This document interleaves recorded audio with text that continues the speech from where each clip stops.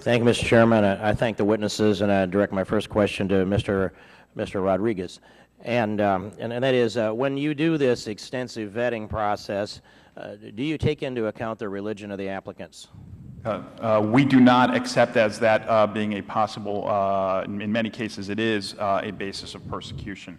It is one of the categories of persecution, but we do not disqualify anybody because of their faith. Do you take into account, do you ask them, what is your religion? Again, if that is part of the basis for their persecution, then we do inquire into that, sir. And even though the law requires whether it is or isn't the basis for that, you're required to take into account religion, then can you explain to me the data out here and what we're seeing happen in the real world? And by the way, I just came back from there a week ago. I was in the Kurdish region and over to the front lines as close as I could get to ISIS and into a refugee camp and up to Turkey and on over into Hungary, Croatia, and Serbia, and then over to Sweden to see kind of the end result. But I ask in Turkey, take me to the refugee camps where I can talk to persecuted Christians. And they couldn't do that. And I said in Kurdistan, take me to the refugee camps where I can talk to persecuted Christians. They couldn't do that either. And the reason for that is the Christians are being taken into the homes that exist in the area and being taken care of in that fashion. And it almost turns out to be exclusively Muslims within the camps as near as I could determine. I don't have data. I just have the answers that I got to the questions I asked, some of them from state, I might add. And so can you name for me or identify for me a suicidal terrorist that was not a Muslim? I'm not even going to answer that question, Congressman. What I can talk about, Congressman, here today is... Well, why can't you answer that question? Either you can say I can or I can't. That's pretty simple. Would the gentleman yield? Yeah. No, I wouldn't. I'd ask the gentleman if you would also prefer to simply say that the administration policy is not to utter these words. We have to walk around this subject rather than directly speak to it. Then I'm willing to accept that answer too.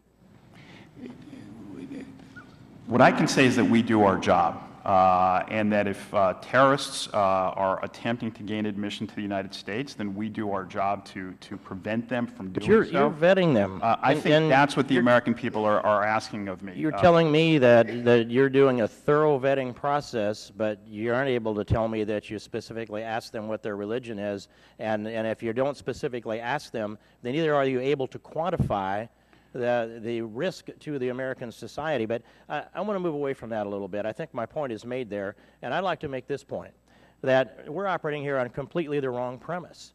We're operating on the idea that we can vet potential terrorists, no matter how much professionalism that we can bring here, and examine them up, down, sideways, as the gentleman testified, and that they come into America then, and we're going to be okay if we do a good job of vetting the refugees that we would allow into America.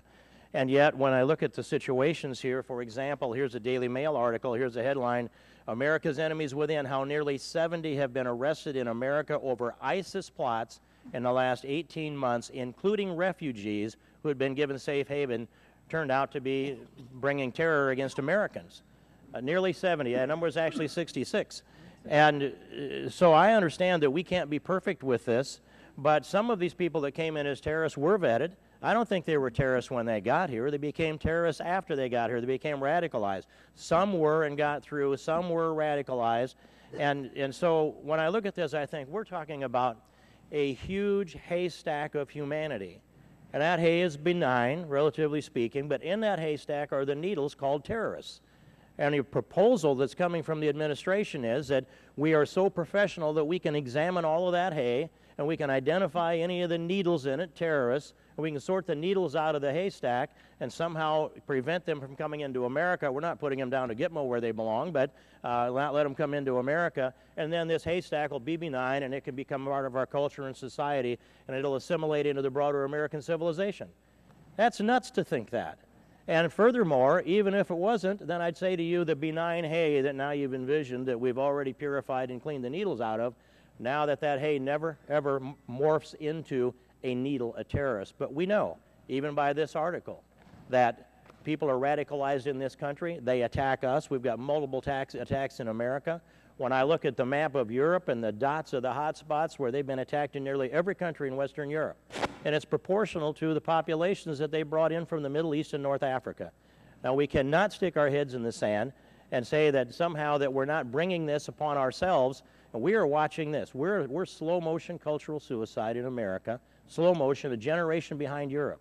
And I've traveled all over there, and I've walked down through the no-go zones in country after country in Europe to see it. And I sat down and talked to the people that are there, and I'm watching them. They feel so guilty about political correctness that they're willing to accept about any kind of violence brought into their country because they feel guilty about this. The gentleman is out of time. And I will conclude with for the chairman then of that. And if we are going to save ourselves, we have to also intervene and provide a safe zone, an international safe zone for the persecuted religions, which are the Syrian Christians and the Chaldean Christians. Thank you, Mr. Chairman. I yield back. Gentleman yields